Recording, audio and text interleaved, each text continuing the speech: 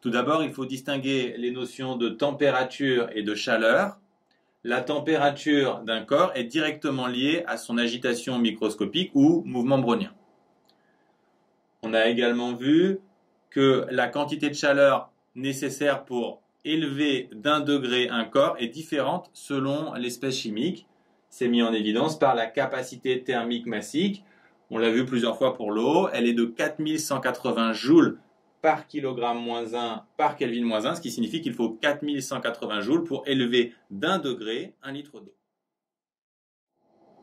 On a également vu qu'il faut une très grande quantité de chaleur pour faire changer un corps d'état, et cette quantité de chaleur s'appelle chaleur latente, car le changement d'état se réalise à température constante. D'un point de vue méthodologique, on a vu qu'il existe deux grandes stratégies. Soit on s'appuie sur l'énergie interne, c'est une méthode qui marche tout le temps, mais par contre elle est un peu lourde. Ou alors on peut choisir de travailler avec les quantités de chaleur cédée et absorbée. Il faut alors bien avoir en tête que si un corps se réchauffe, il gagne de la chaleur et Q est positif. Et s'il se refroidit, il perd de la chaleur et Q est négatif.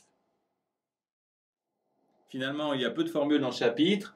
Delta U égale Q, la chaleur, plus W, le travail. Ensuite, delta U peut aussi valoir plusieurs choses, soit MC fois delta T quand la température d'un corps évolue avec la capacité thermique massique. Lors des changements d'état, on a vu CML. Souvent, dans l'exercice avec changement d'état, il y a les deux termes qui s'ajoutent. Vous pouvez de temps en temps, dans certains exercices, croiser une formule où delta U vaut grand C fois delta T. En fait, c'est quand vous avez un C qui rassemble plusieurs MC, plusieurs corps, c'est un mélange. Donc c'est simplement pour vous simplifier les choses. Enfin, très important, se souvenir d'une formule qui vient d'un autre chapitre, celle qui relie travail et puissance.